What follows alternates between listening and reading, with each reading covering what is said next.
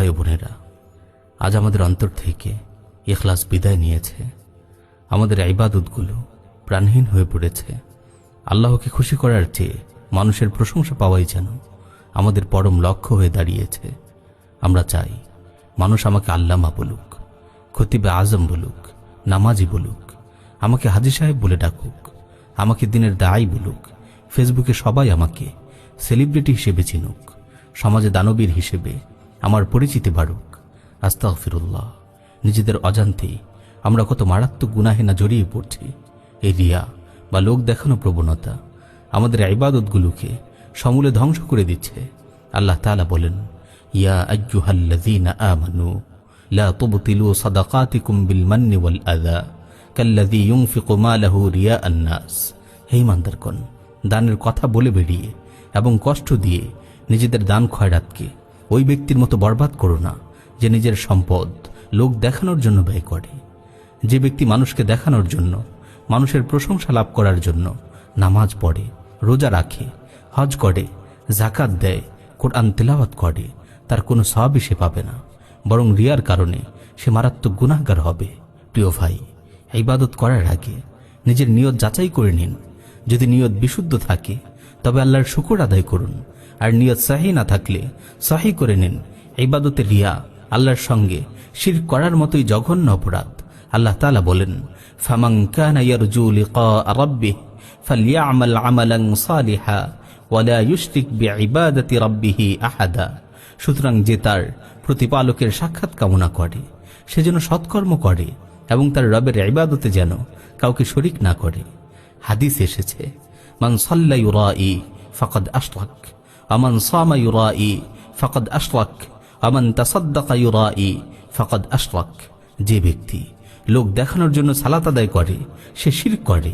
যে ব্যক্তি লোক দেখানোর জন্য রোজা রাখে সে শিরক করে।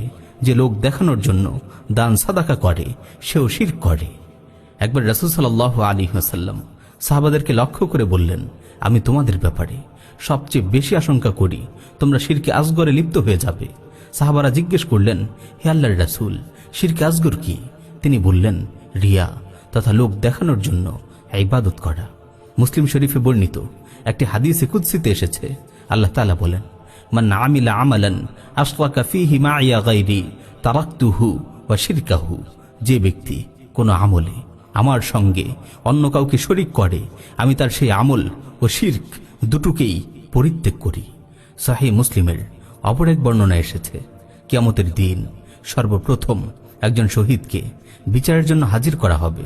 আল্লাহ তাআলা তাকে দেয়া নিয়ামত রাজির কথা স্মরণ করিয়ে দিবেন। সে সব নিয়ামত চিনতে পারবে। তখন আল্লাহ তাআলা বলবেন, এর বিনিময়ে তুমি কি আমল করেছ? সে বলবে, আমি তোমার পথে যুদ্ধ করেছি, এমনকি শেষ পর্যন্ত শহীদ হয়েছে। আল্লাহ তাআলা বলবেন, তুমি মিথ্যা বলছো। তুমি এজন্য যুদ্ধ করেছিলে যাতে লোকেরা তোমাকে বাহাদুর বলে, আর দুনিয়াতে তোমাকে বাহাদুর বলা হয়েছে। এরপর আল্লাহর নির্দেশে তাকে উপর করে টেনে হেঁচড়ে জাহান্নামে নিক্ষেপ করা হবে। তারপর এমন এক ব্যক্তিকে হাজির করা হবে যে দুনিয়াতে ইলম আহরণ করেছে এবং বিতরণ করেছে আর কুরআন মাজিদ অধ্যয়ন করেছে। আল্লাহ তাআলা তাকে দেয়া নিয়ামত রাজির কথা স্মরণ করিয়ে দিবেন। সে সব নিয়ামত চিনতে পারবে। তখন আল্লাহ তাআলা বলবেন, এর বিনিময়ে তুমি কি আমল করেছ?